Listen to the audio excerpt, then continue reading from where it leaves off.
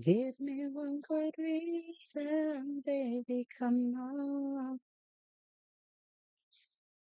And now I really come to see that life would be much better once you're gone. Take no more, it ain't no lie. Out that door, baby, bye bye bye. Hi guys, how's everybody doing this evening? I hope you're all well. No lie, baby, bye bye bye. Oh, what, Maddie? You didn't tell them that I haven't cut your hair yet? So listen, my hair's getting so crazy, I could barely see. Mm. Good evening, loves. Congratulations, Dave, on getting first place today.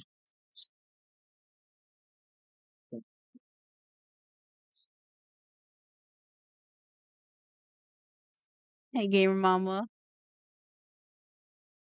Hey, Llama Mama. How you doing, you mischievous creature, you? Meow. Oh, hold on. All right. I need to send Painted a code. Give me a second, please. Become Baba. Listen, I'll let you say hi in a moment. Please do not bark at me right now. This is your code, sweetie. It's only active for the next 30 minutes, so you might want to claim it very soon. Yeah, usually I let the music come in nice and loud for you guys when we start, and then I'll lower it down eventually. Perfection, cleaning, dreaming, dreaming.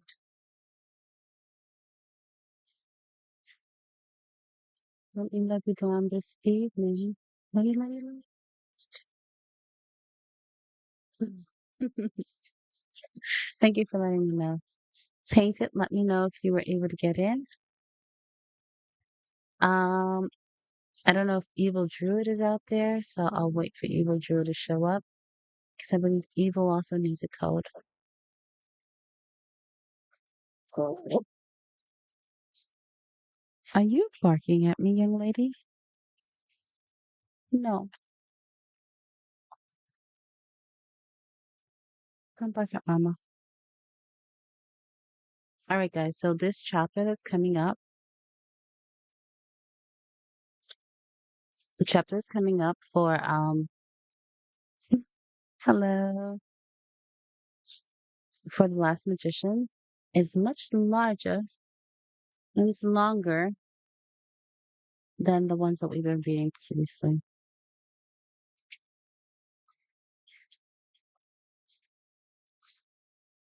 Like that's one chapter right there.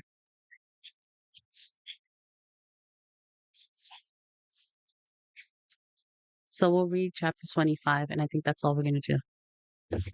You're welcome, Painted Heart.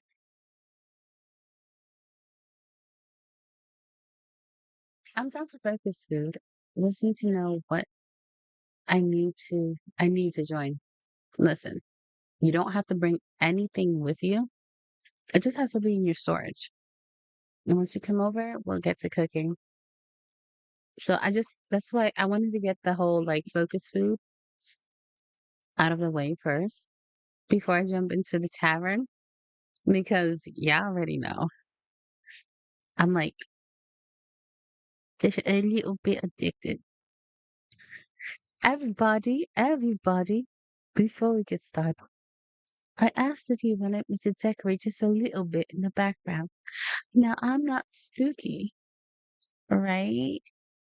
Not spooky girl here. More cutesy. But That's about as good of a decorating as you're gonna see from me. I just need you to know this. Maybe, like, I'll get, like, the caution tape thing and, like, maybe put that around. I don't know. But, you know, we gave Todd some, like, bat wing ears up top. We gave Hello Kitty, our dino Hello Kitty wait, where is she? She's right here. We gave her a witchy hat. Uh-huh. And we got some, like, candle thingies and this that's actually my selenite that's my selenite sphere on top of a light pad. So it's changing color there, and I have another selenite sphere there right there. And then if you see up here, that's actually a skull. I'll show you right now. So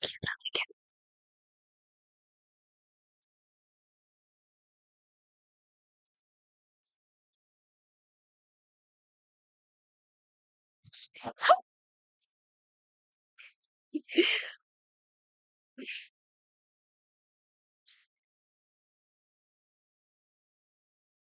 Look at the skull. It's one of my favorite pieces in my collection.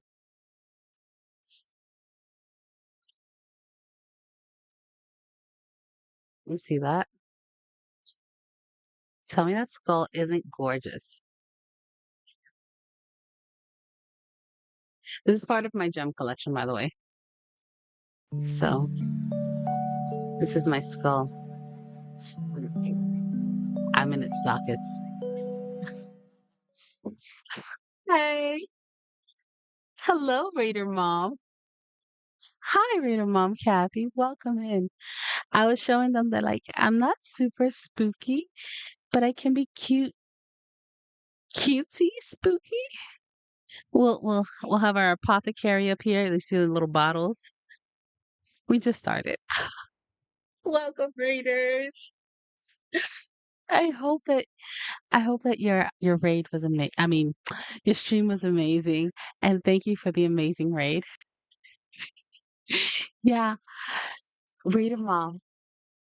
Do you see my skull from my collections?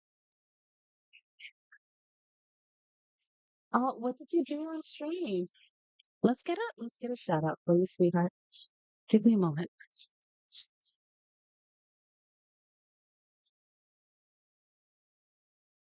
Oh, Disney Dreamlight. Hey. Yeah, the inside is that quartz. It's definitely beautiful quartz on the inside. Look at that. Let's go. It is heavy, by the way. It is very heavy, but it is beautiful. You can still see some of the rock that they couldn't remove from right there, but it's beautiful. I love it. You see that?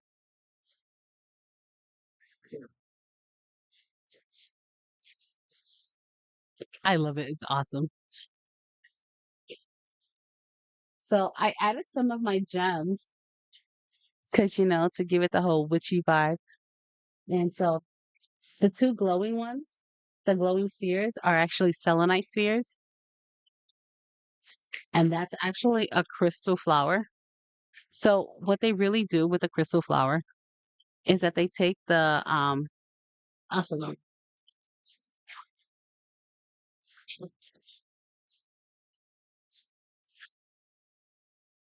Oh, and this is my towers.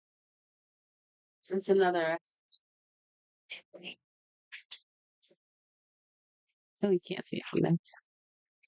The light is like too bright.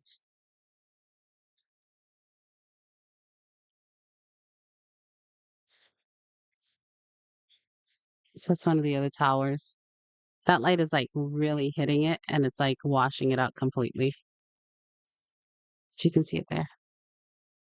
It is beautiful. I love it. I might actually turn this light off in the back in front of us just so you can see it.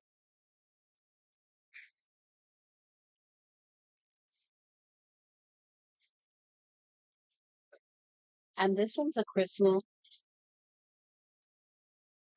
Oh, mamas, your blanket is caught under the wheel. I'm sorry.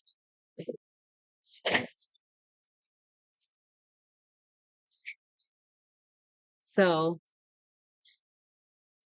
all they take is you see these points here, right?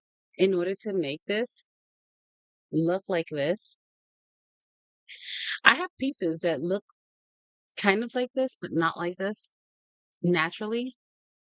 But this one, you can tell that they put hot glue at the base, and then they took the crystals and they put them in to shape it into that flower shape. And they glued it to the stand, of course. But it is beautiful.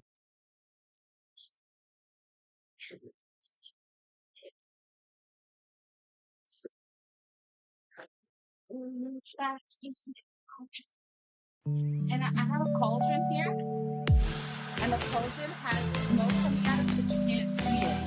And Mimikyu is planning to poison Pikachu, so be careful with that cauldron. Mimikyu's gonna be hanging out back there. Hello, Raiders! Welcome in. Welcome, Raiders.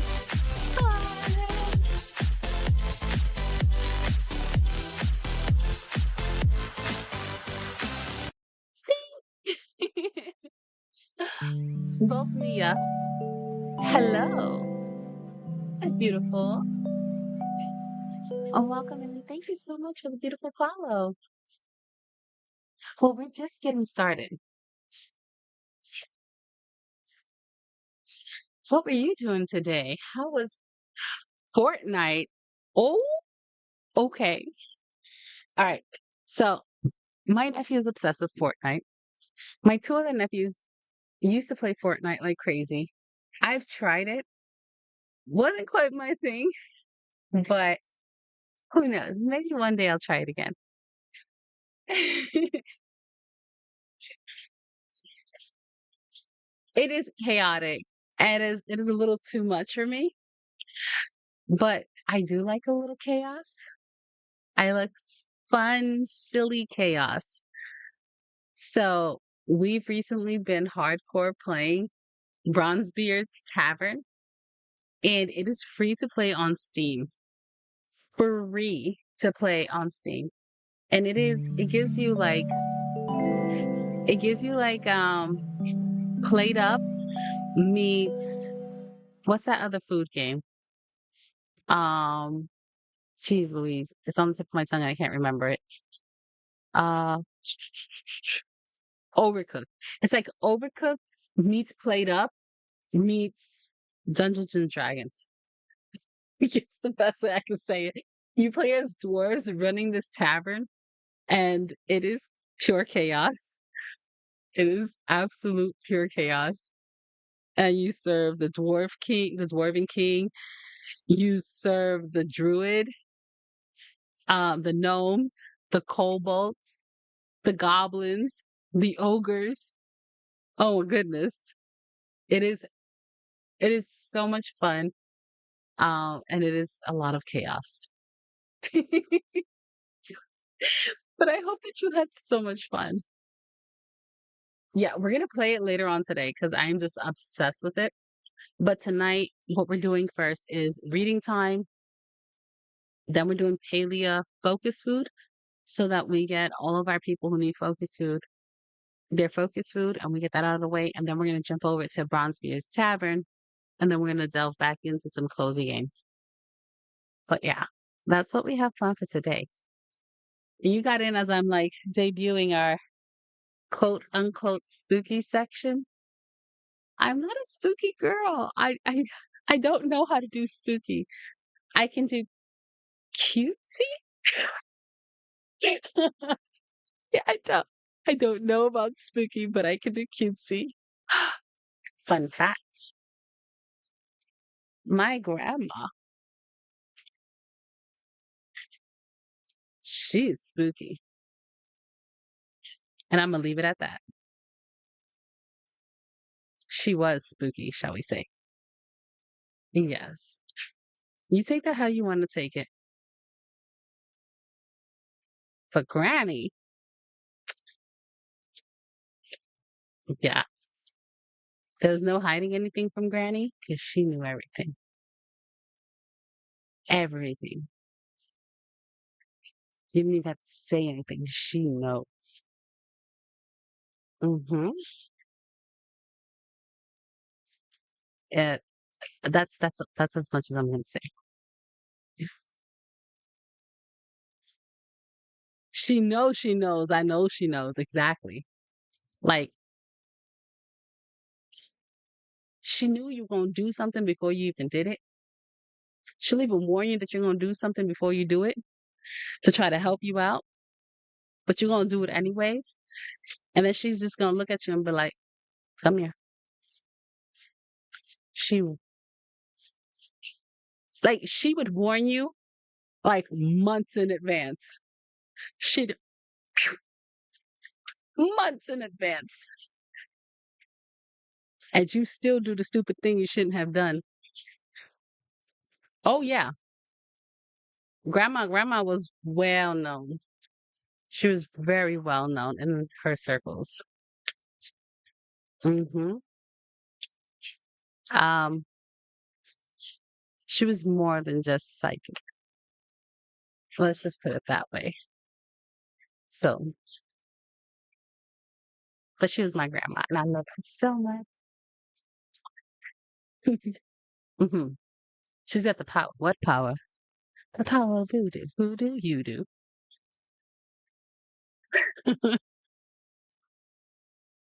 Aw, thank you. Please slowly, slowly. Don't worry. Come on.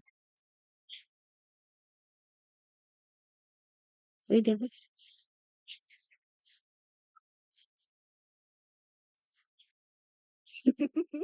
You dancing with me? You better be dancing with me. Cintura sola. Half a turn, half a turn.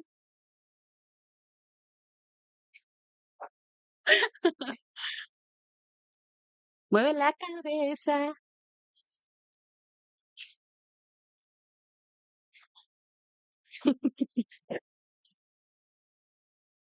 But yes. Oh my goodness. Yeah, that's about as spooky as I get. Oh, oh, get it, get it. Oh, I see the booty pumps.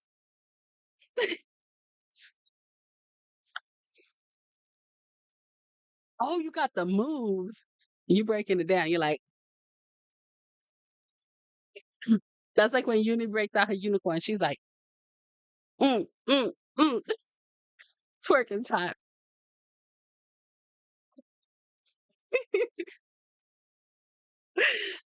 Cintura sola.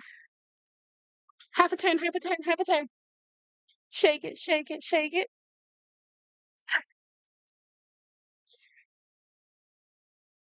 Woo, woo, woo.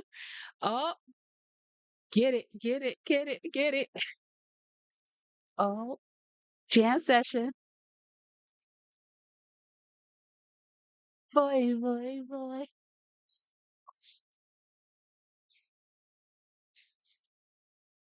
We're just jamming today. Ah, listen, yesterday we was feeling down. Well, you know what we do with that? Deal with the emotions. We go, okay, emotions, this is you. Let's dance you out. Go grab some food. Go take care of yourself. Do all the after stream care. Hang out if you want to hang out. Go to sleep if you want to go to sleep. Thank you so much for being here, and I appreciate you. Thank you so much once again, sweetie. Let's give you all some more shout outs.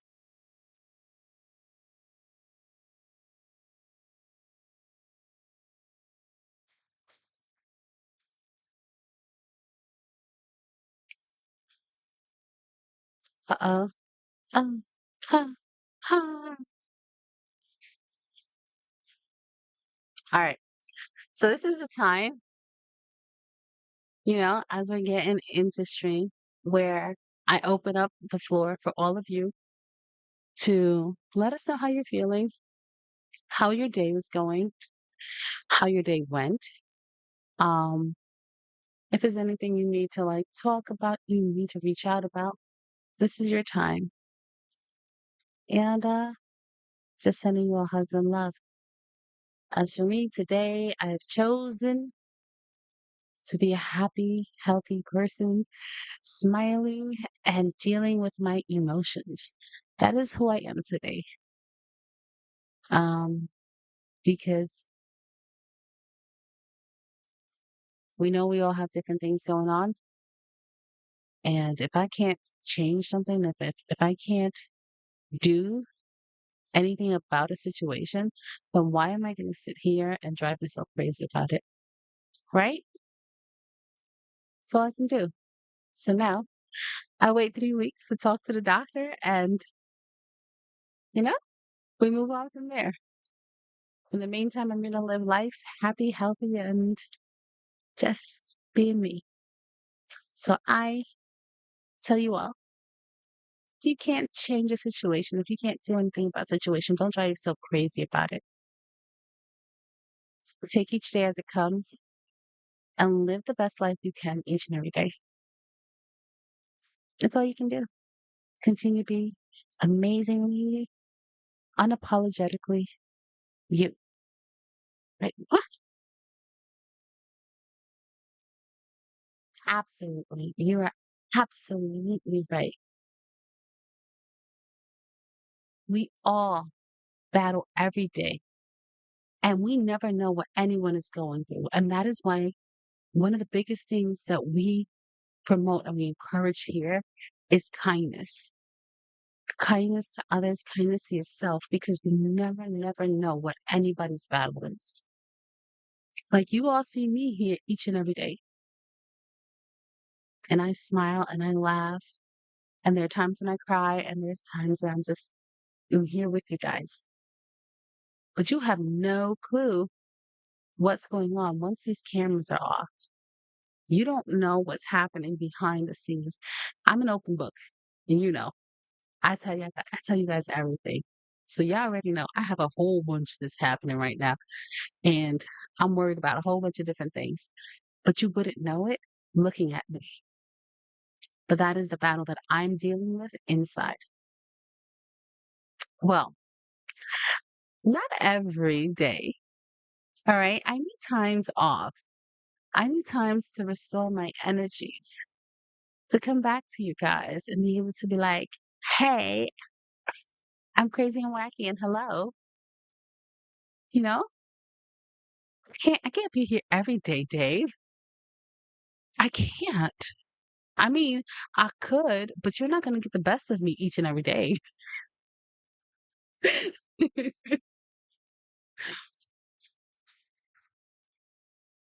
Hey, girl, mama, I've been having a bad week. My partner has been being very mean. So I'm trying to tell myself I'm not a bad person and I'm doing everything I can.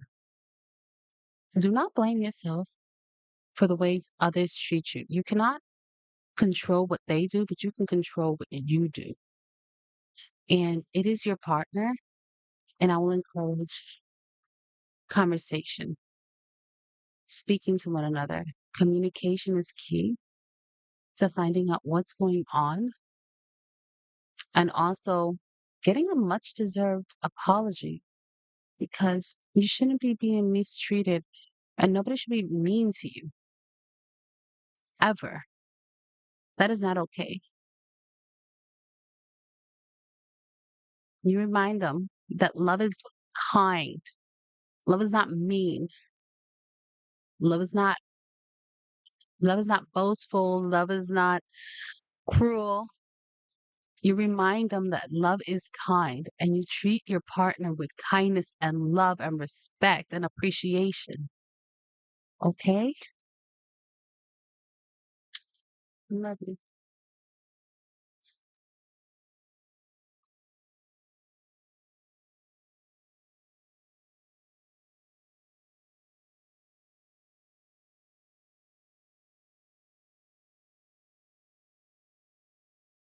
I get that. I absolutely get that.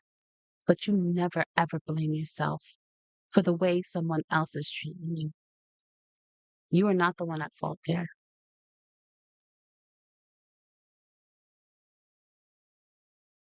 You're a beautiful person, being loved in the world, bringing love into the world.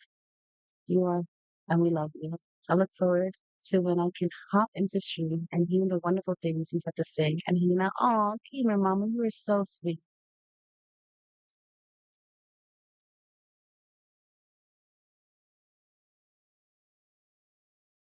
Yeah, he waits till when he grows up. It's hard. We have been together 13 years and have two kids together. That's it's a long time and it's a lot that you have going on together. You have to, okay, for example, me and my husband, we have a beautiful marriage. We've been together almost 20 years now. And it's not always roses. No, it's not roses all the time. But the fact is that when you're in a long-term relationship like that, there's things that are going to fall by the wayside. Somebody's needs aren't being met in some sort of way, um, and they're not talking about it. It could be your needs, it could be their needs, whatever the case may be. But something is happening where there's something's not being communicated. And the biggest thing in any relationship to last, to be healthy, is communication. Friendships, family, whatever, you know, intimate relationships, communication is absolute key. So, me and my husband, we have a bench that we go to. Literally, it's a park bench. When things are really bad, like we feel like we're not communicating well enough, we go to our talking bench. And that talking bench is like, we don't yell at each other. We don't disrespect, we're not, nothing. No, it's, we communicate. We take turns talking and listening. And we have a word that we use, like a safe word. But it's our safe word for when we are arguing. And we will use that safe word whenever the conversation or the argument is going to a place we don't want it to go. That either one of us can see that the conversation is going to take us to an ugly place that we don't need to be because we love each other. Our love for one another is stronger than that argument. Our love for one another is stronger than us disagreeing upon something. So when we use that word, that means that conversation, that argument is dead in the water. It is where we agree to disagree. And it is okay to agree to disagree, but that's what our safe word is. Our safe word is like an immediate stop. It's an immediate stop to everything.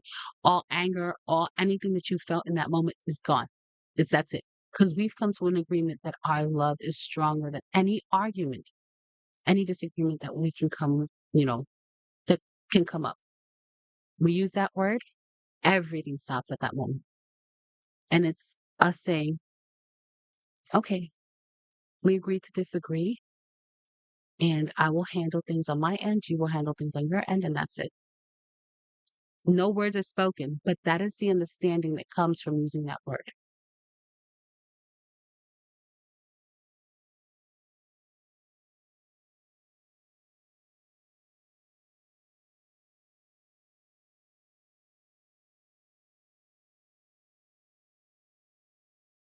Yeah. And one of the thing is, like, when you forgive, you have to actually forgive. Like, you can't just be like, I forgive you. And then you're sitting here bringing the same thing up every single time you get into an argument. Like that one's in the past. Don't rehash something that we've already buried. Like, why are you bringing up dead bodies? Leave a dead bodies where they belong. Dead. You know, and a lot of people can't move forward from certain things. And they'll bring it back each and every time, even though they're like, well, I forgave you for that already. Well, then why are you bringing it up? There's just, there's a lot that goes there. So then that means that somewhere along the line that I forgive you was not an I forgive you. That was a I'm just saying it to say it. Um, and you want to just move on. But the emotions and everything else haven't been dealt with. So true forgiveness hasn't actually taken place.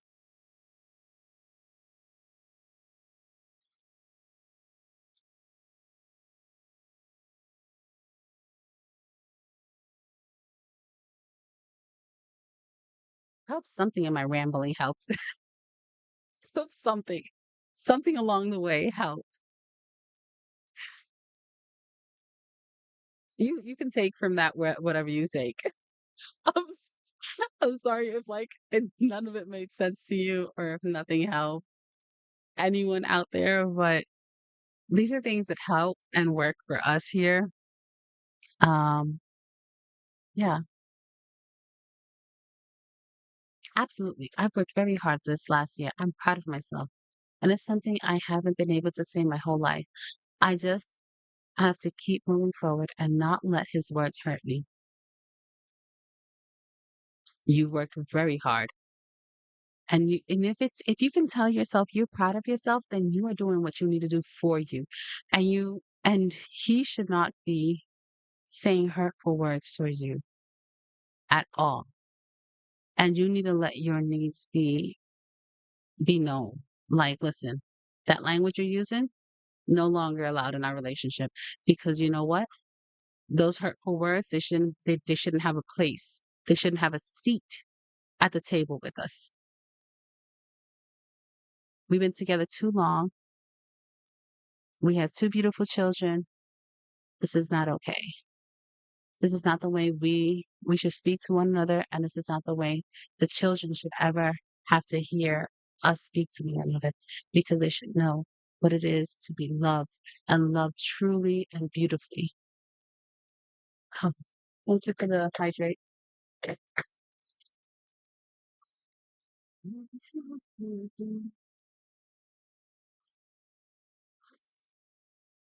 going to get more water. This my husband's water jug. I was out of water. My cup is empty. I'm stealing his water jug.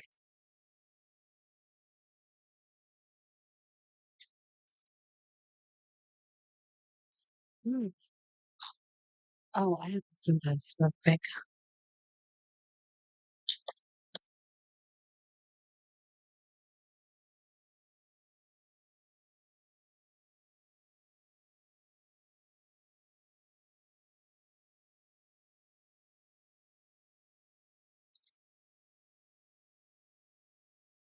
Make the ceiling can't hold together. It did, girl. I appreciate being able to rant a little. Thanks, guys, for letting me as well. Listen, this is a safe space and a mental health friendly space. So we welcome you. And it's good to have a place where you can rant and rave and scream a little.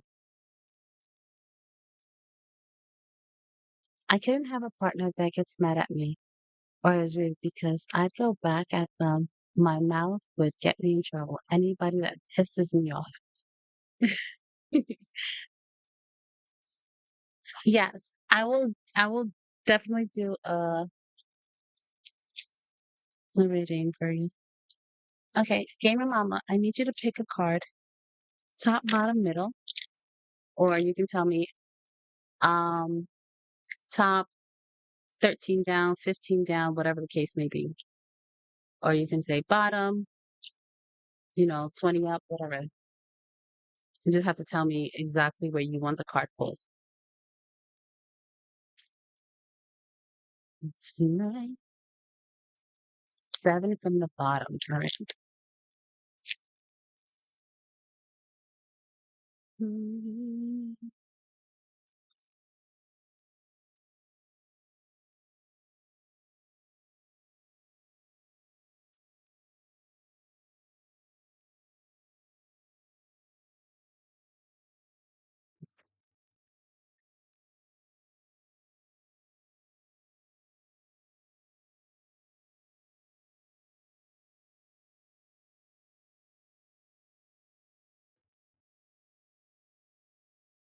Sorry, I'm just trying to. Usually I stop shuffling, and when I stop shuffling, I stop shuffling. Begging you, begging you.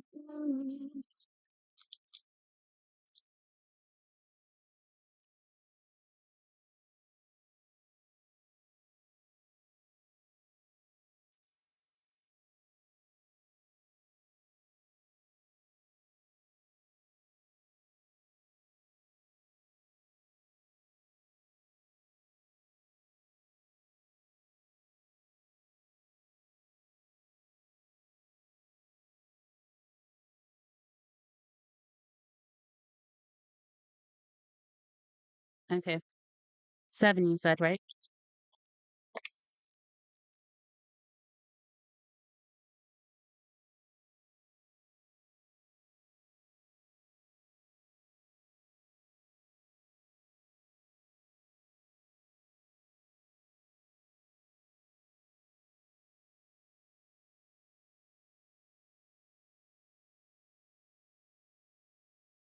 All right.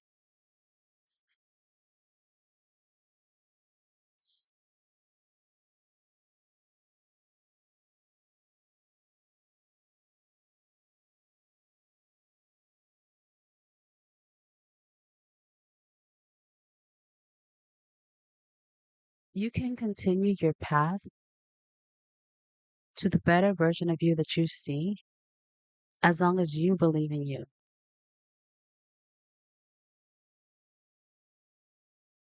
As long as you believe in you, you can achieve all your goals that you have for yourself.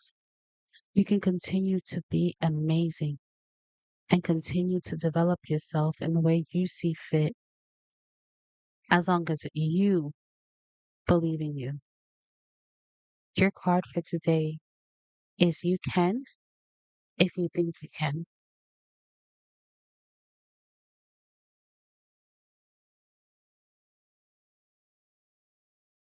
That is your card. You can if you think you can.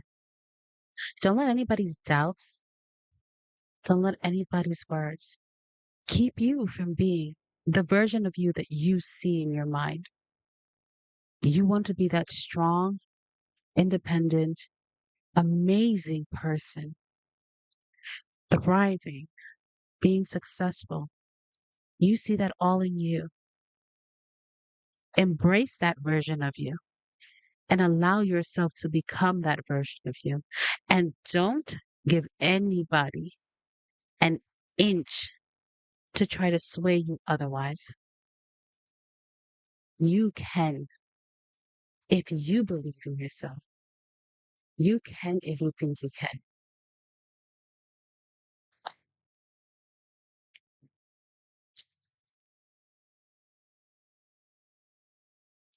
That was yours for today.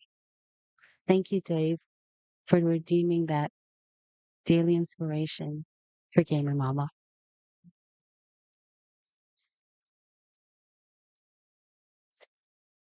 The floor is still open for anyone else who wants to share today. If no one else wants to share, that is perfectly fine. Know that you are loved, you are cared for, your emotions matter. You matter. And you are stronger than you know, think, believe. Never doubt yourselves. Always believe in yourselves and always be your biggest cheerleader. I love you guys.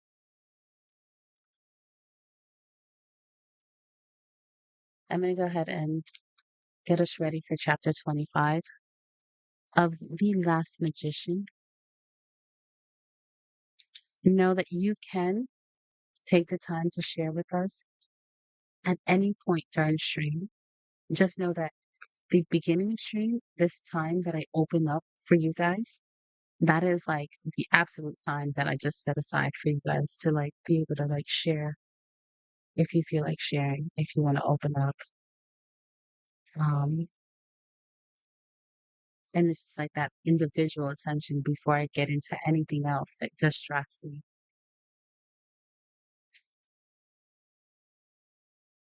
Okay. So I'm gonna put some lo-fi music in the background while I read. So that this way the words of the songs will get me distracted and then I want to sing along.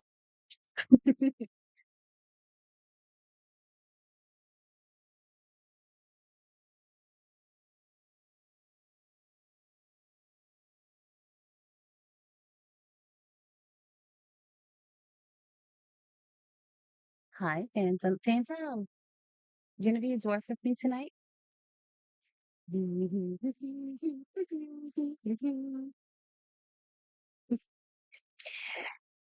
Hi, handsome. I touch you. Eh.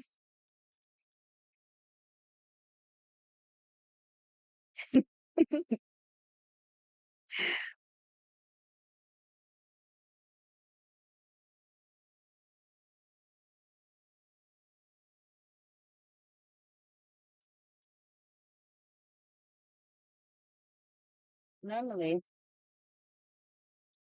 I'd say sure, but I'm still sick.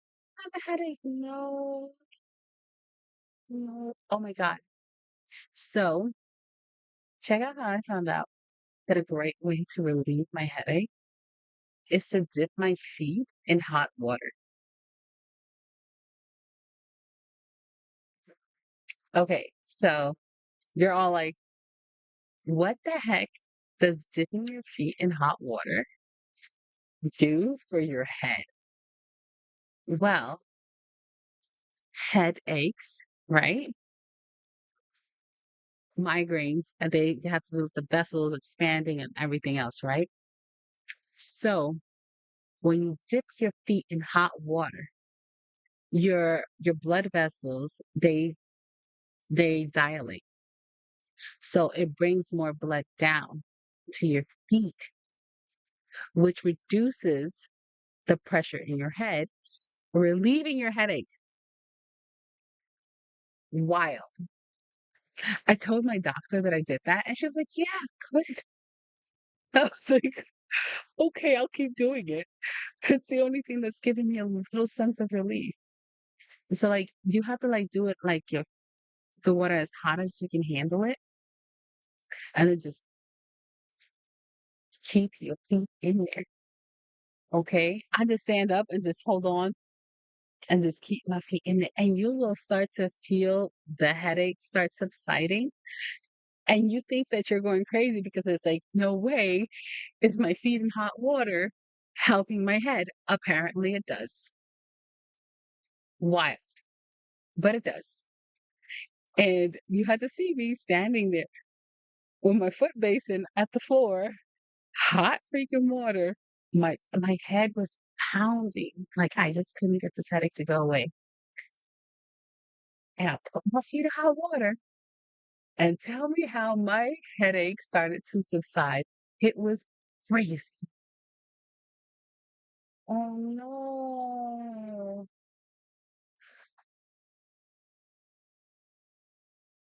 Oh, Phantom, sweetie.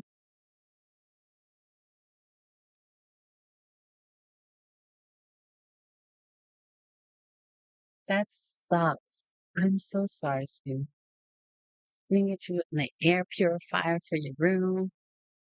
Uh, maybe like that foam stuff that you can put on the door so that you can prevent like the hot and cold air from like getting in or whatever. Maybe that can block out some of the smoke smells. Maybe have her go to a balcony. I'm sorry, sweetie. I'm sorry that you have to deal with that. I'm sending you hugs, my love. But yeah, hot water. Who knew? All right.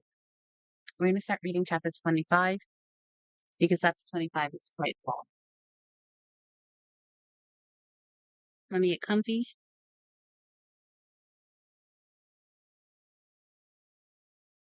All right. I'm going to get lost in the book now. I'm going to read until I can't read anymore. Cool. Is the music a little loud or is it okay?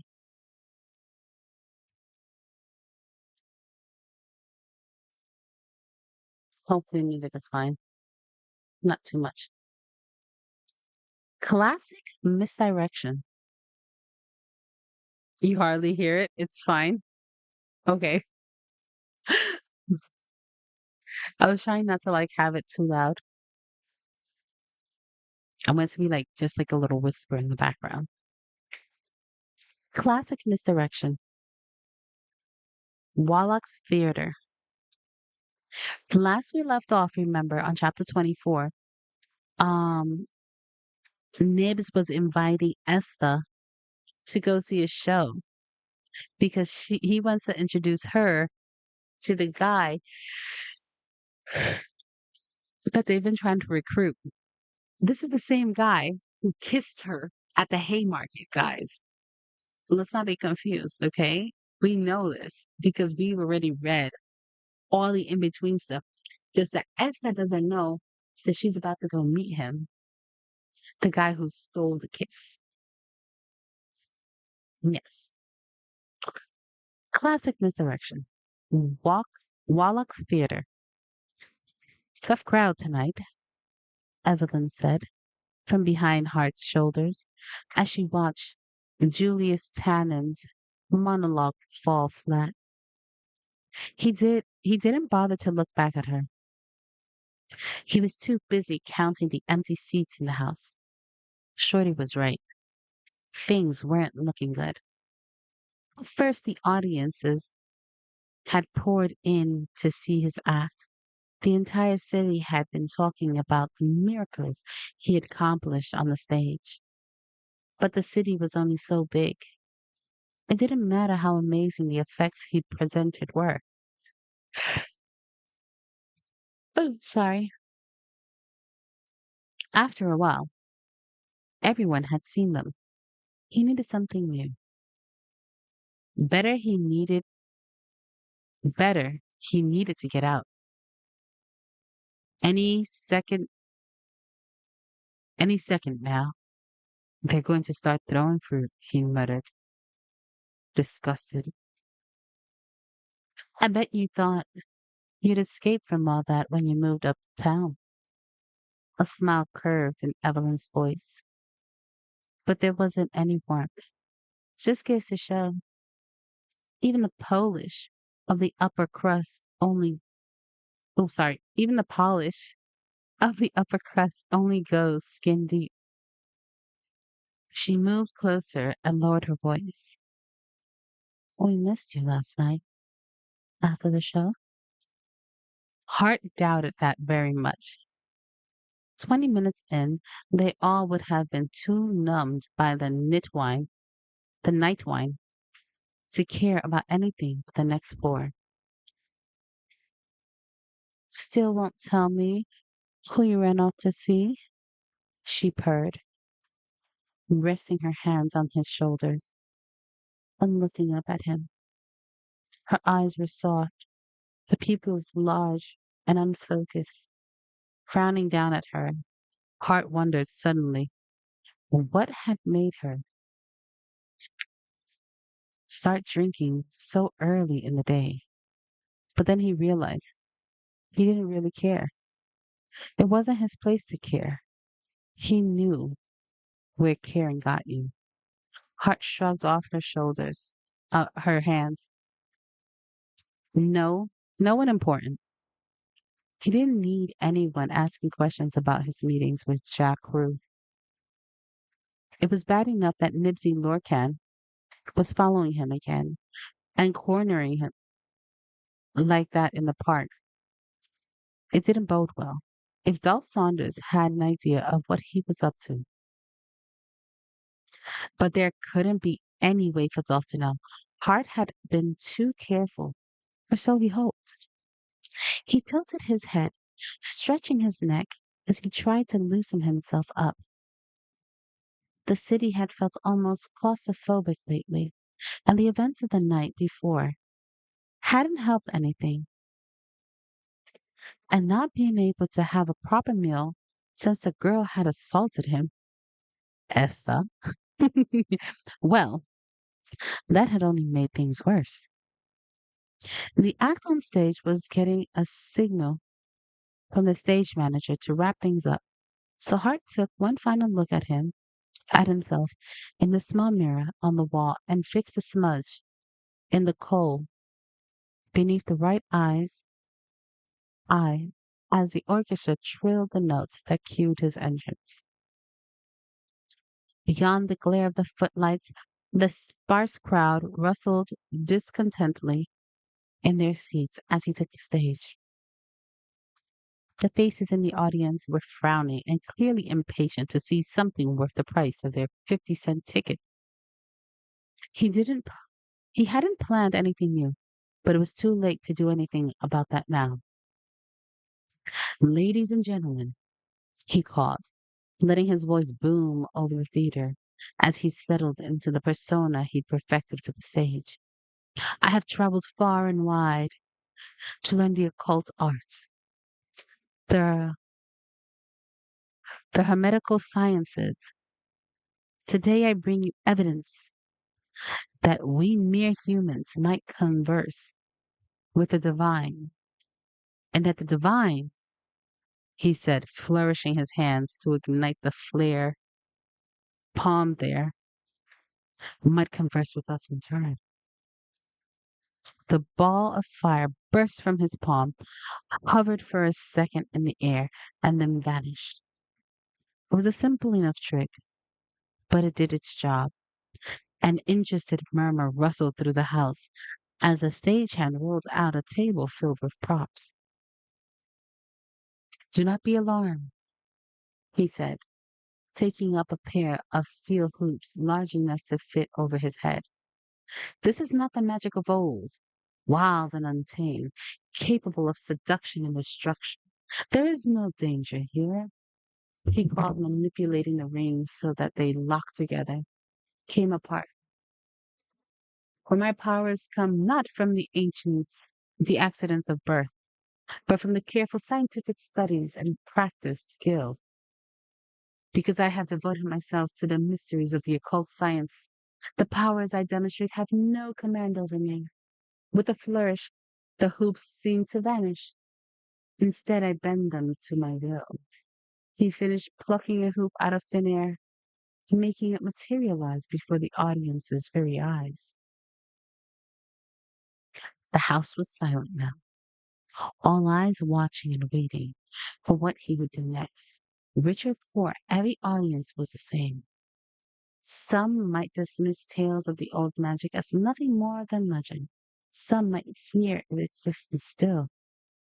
Most had been taught to hate the people with affinities for it, but like the order, they all desperately wanted magic to be real. They wanted to believe that something was out there bigger than they were, as long as that something could be controlled by the right sort of people. He wasn't sorry for using their fears and their hopes, their prejudice and their sense of righteousness against them, for distracting them from the truth. He was simply surviving in a world that hated what he was. Once the audience was on his side, he felt himself relax into his act. He stripped off the jacket, rolled up his shirtless sleeves to show nothing was hidden beneath them before he ran through a series of his usual, seemingly impossible card manipulations and sleight of hand tricks. All the while, he drew the audience in with tales of his travels. He told them how he had been a guest in the Maharaja's court as he swallowed a dozen single needles and thread, and insisted it was the court's sorcerers who taught him to bring the needles back up, threaded neatly at an even interval along the silken string. He studied the mysteries of science and alchemy under the most learned men in Europe, and discovered many secrets of the universe in the shadow of the great pyramids. All lies, of course. He'd never stepped foot off of off of the island of Manhattan. Had never even dreamed it was possible until Dolph Saunders had put that idea in his head. Ladies and gentlemen, Hart said, drawing the moment out dramatically before he launched into his final effect. Now I will demonstrate my sovereignty over the forces of life and death. In this, my most daring demonstration, I will require a volunteer, someone with the strength of will to withstand the lure of the other world and the courage to face what lies beyond the veil of our understanding. He stepped downstage so that he could see beyond the glare of the footlights, searching for a mark. Usually he liked to find a man for this effect, probably a large one, who was clearly doubtful or scowling, someone the audience would believe to be uncertain, skeptical. But as he screened the crowd, he found someone else in the audience, the girl from the Haymarket. At first he thought she'd come for him. His guts went tight, his whole body felt warm, and for a moment he couldn't move. He could only stare at her, like she was some strange apparition he imagined into being. Then he saw she was sitting next to Nibsy Lorcan, and every last bit of his anticipation went cold. It couldn't be a coincidence that they were both in the theater, that they had both accosted him the night before, that any of those people should have known how stupid it was to use their magic in the Haymarket. Had the whole thing been some sort of setup, another way for Dolph to entangle him? He'd see about that. Hart made his way down the short flight of steps to the audience, pretending to still be searching for a suitable volunteer. By the time he made it to their row, the girl had found something interesting to examine in the stitching of her gloves. Her jaw was tight and her cheeks were flushed. Good, Hart thought. Let her be nervous. His tongue still throbbed, but damn if that pain didn't also remind him of how it felt to have her mouth against his.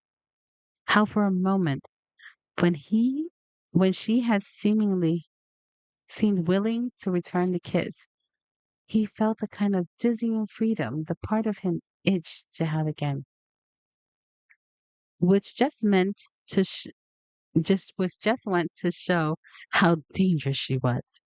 Miss, he said, offering her his ungloved hand, if you'd be so kind. She glanced up, fear wearing with the violence in those strange tawny eyes. Oh, I'm never kind. She waved him off. He offered his hand again, but even as she started to refuse. Nibsy was already pushing her to her feet. She'd love to, he told Hart. There was a spark of something like anticipation in the boy's eyes. Seeing Nibsy excited should have put him on guard, but Hart couldn't bring himself to care. Don't make a fuss, he murmured when she tried to pull away. Hart was already firmly tucking her arm under his. You'll only look like a fool. He tightened his arm over hers, pinning her in place at his side. Hmm, I suppose you would know best about that.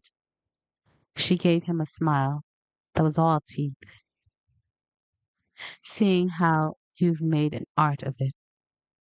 Her expression was murderous, but for some insane reason, that only made him more curious about her. Because of his success, girls had been only too happy to smile and fawn on him, but none of them really wanted the person beneath the name. They wanted the polished magician, the showman, who could wine and dine them and fulfill their dreams of being on stage themselves. This girl didn't want any of that. She didn't want him at all. At least not that she would admit. He liked that about her. Maybe his mother had been right after all. There was clearly something wrong with him. Why are you here? He whispered. focusing on what was important as he led her down the aisle onto the stage. I was told there'd be entertainment, she said, not caring who heard. Then she leaned in, as though to tell him a secret, but spoke loudly enough for the front row to hear. I think my escort might have overpromised. Hart swallowed his amusement and schooled his features as the audience tittered. I see, he said, handing her up to the first set of steps to the stage. He followed close behind. When he got to the top step, he leaned forward and whispered in her ear, and last night, is that the kind of entertainment you prefer? She whipped around, outrage sparking in those honey-colored eyes of hers, but he only gave her a wink before addressing the audience. Ladies and gentlemen, this lovely creature has been so kind as to grace us with her beauty and courage this fine evening. What is your name, miss? The girl scowled at him silently until he caught an expectant bow, an expectant brow. Esther, she said, apparently realizing that the fastest way off the stage was to cooperate. Dear Esther, named for the stars, has graciously volunteered to assist me in one of the most perilous demonstrations of my connection to the powers of the other world. He ignored the girl's snort and motioned to a stagehand, who rolled out a large wooden crate that had been painted to look like an ornate wardrobe. If you would examine this wardrobe for any inconsistencies, any false backs, he gestured to the crate. When Esta didn't immediately move, he urged her again, please do remove your gloves and give it a thorough examination. She held out his hands as though to take her gloves. The girl gave him another tart look, but she removed her gloves and handed them to him. The leather was smooth as a petal, and he wondered again where'd she come from, who she was to have such finely made gloves when she was clearly taking order from Nibsy. She began inspecting the box, her pert mouth still scowling, and Hart had the sudden unwelcoming memory of the night before, of how her lips had gone soft and almost welcoming for she's a ringer. A drunken voice called out from the audience, a welcome interruption from the direction his thoughts had taken. No, I'm not, the girl called. Then, before he could stop her, she shouted, you should come up here too and see for yourself. She batted her eyes at Hart. He can come, can't he? You don't have anything to hide, do you? The audience tittered with laughter. Well, she asked, all mock innocent. She had him in a corner. Fine. He'd deal with it, and then he'd deal with her. He passed on his most charming smile, as though he were in on the joke, and turned back to the audience. Of course not. The heckler turned out to be the large man whose coat was pulled tight across his stomach. While his while he checked over the cabinet, a nervous and excited energy ran through the audience. But Hart Darrigan didn't make mistakes, not anymore, and not on his stage, where he felt most at home and most in control. No girl was going to change that, no matter how much the sight of her full mouth twisting in amusement reminded him of the night before and how her lips had felt against his. He pressed his still sore tongue against the sharp point of one of his teeth to remind himself of what had happened the last time he lost his head over her. Remember, she bit him? I didn't. She bit his tongue. This is why you don't just go kissing girls just because and then shoving your tongue in their mouth. She nearly bit his tongue off. It's hilarious. When they were both done, he held out his bare hand to help her into the box, bracing himself for the warmth of her fingers. If you're satisfied, oh, I don't know. There was a vicious gleam in her eyes. I'm not sure that you have the skill to satisfy, she said loud enough for the audience to hear. Oh my God. She is messing with him hard. The audience rustled again with more laughter, and someone in the back whistled. He leaned very close until he could feel the warmth of her and detect the light, sweet scent of her hair. No one's ever complained before, he said, offering his bare hand to her again. Unless you're afraid. To the audience, her moment her momentary reluctance probably appeared to be more of her toying with him. Her heart was close enough to see the reason she hesitated before taking his hand. He saw in her golden eyes the inner battle the girl was waging with herself between the choice to meet his challenge or to admit she was nervous. And he saw the moment her pride won. She gave the audience another dazzling smile, goading them on as she made him wait a moment longer. When she finally slid her long, slender fingers into the palm of his hand, the shock of her warmth was almost enough to distract him from his relief. If he had his wits about him, maybe he would have found a way to take better advantage of that moment. But at first, he could only look at their two hands joined in the glare of the spotlight, her soft and surprisingly small against his.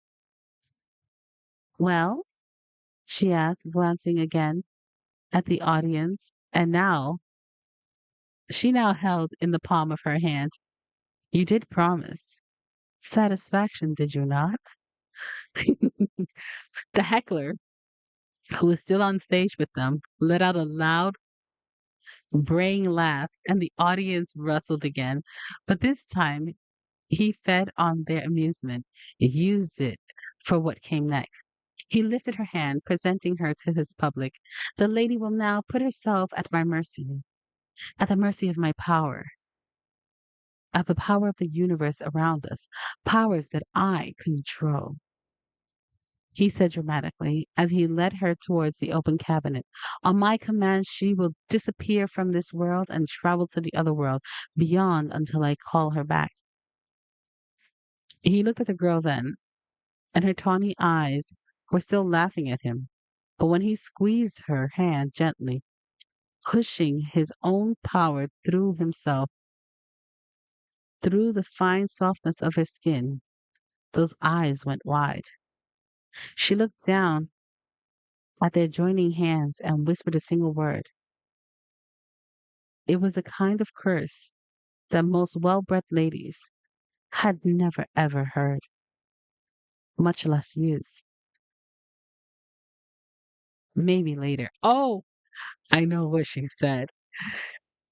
She probably felt his powers in his hands, like in her hands.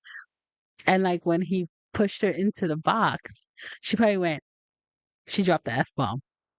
And then his response to that was, maybe later. God, I'm dead. He whispered as he squeezed her hand again and sent another pulse of energy through her fingertips.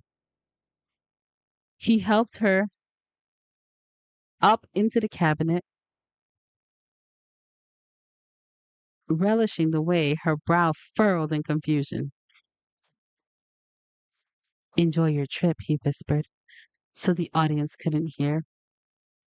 Hart had to work to keep his face fixed in the serious mask he perfected for the stage as he closed the door in her face and latched it securely. He enjoyed sparring with her too much, but he didn't have time for her. Not on his stage, not in his life. He took the corner of the cabinet and pushed, rotating it like a top. It moved faster and faster, spinning of its own volition until it was floating inches and then feet off the stage. The audience went silent, watching. Lifting his hands in a dramatic gesture, he made the revolving cabinet stop. Then, all at once, the sides flapped down. So, all that remained was a steel framed box, empty and open. The audience could clearly see the curtain behind it. A few people in the audience gave some half hearted applause, but most of the faces remained bored, unimpressed. Perhaps you think this is a matter of mirrors or optical tricks. He pulled a small snub nosed pistol from his jacket. The audience grew attentive, suddenly interested in what would come next. Perhaps you could help me again, sir. He gestured to his heckler to come forward, then handed him the pistol and a single bullet. If you would do the honors of loading this gun, he turned to the audience to guarantee that there is no trick of mirrors, that the girl has well and truly disappeared. I will fire the bullet into the target, he said, gesturing to the large padded mat against the empty frame of the cabinet. Hart found Nibsy in the audience and met the boy's eyes. Nibsy's expression was impassive, apparently unconcerned with the girl's safety. When the man was done with the pistol, Hart took it from him, leveled his arm, and took aim. A drum roll began, low and ominous. No! A female voice called out from the audience. Hart didn't react. His fingers tightened. The bullet exploded out of the gun, through the empty box, and into the padded target behind. Scattered applause grew, but the audience was still quiet, waiting, just the way he liked them. It was never enough to make the volunteer disappear. The real trick was bringing her back. Never fear, he said, letting his voice carry over the crowd. Through the through the fair Though the fair Esta is no longer in our world, I will summon her to return. Behold. With another wave of his hands, the walls of the cabinets began to rise, like a flower closing. The cabinet began spinning again, more slowly now as it sank back down to the stage floor. He approached it and gave it one more spin, making sure the front door was facing the audience, then opened it with a triumphant flourish. The audience went completely silent. And then, after a moment, laughter began to erupt. He turned to see the cabinet empty. The girl wasn't there. He cursed under his breath and tried not to look as frantic as he felt. He turned back to the audience. Ladies and gentlemen, if you would allow me to. Are you looking for me? A now familiar voice called. His skin felt suddenly hot. He could hear his own heartbeat in his ears as his entire career flashed before his eyes. The audience shuffled, turning and craning their necks to see the source of the voice. The girl stood and waved. I'm over here, she called from one of the center rows of the theater. The people around her startled. She might as well have been a ghost, the way she appeared in their midst. Their mouths hung open as she excused herself, climbing past two people who sat gaping as she moved towards the center aisle. At first, the audience was too shocked to do anything more than stare, and a deafening silence filled the cabinet's house. Even Hart couldn't do much more than stare. She managed to seat herself in the middle of a row without anyone noticing her. As he gasped, dumbfounded at how she'd outmaneuvered him again, the applause started slowly and then grew until the audience began coming to their feet, whistling and calling for more. The girl was already half gone before he came to his senses and realized he needed to go after her. She blew him a kiss and gave away from the back of the theater before ducking through the doors to the lobby. Hart found Nibs sitting in the middle of the standing ovation, he gave Hart a smirking salute, then got up and started pushing his way through the frenzied crowd, following the girl. That was a freaking awesome chapter. That was so good. Such a good chapter. The next one is so short, literally 2 pages. That's chapter 26 right there. But chapter 25 was fire. Let's see how big chapter 8. So tomorrow we'll do 26 and 27. Oh, we'll do 26, 27, and 28 because those are like super short chapters. Yeah. So tomorrow we'll do 26, 27, 28. Unless, somebody would need some more reading time. But I think that's what we're doing for tomorrow. Oh my God. Guys, how did you like that chapter? I loved it. The chapter was fire. Fire. Absolute fire, guys. Loved it. It's so good. That chapter is so good. And we read a chapter or sometimes we read 3 chapters depending on how big or how small the chapters are. Or like if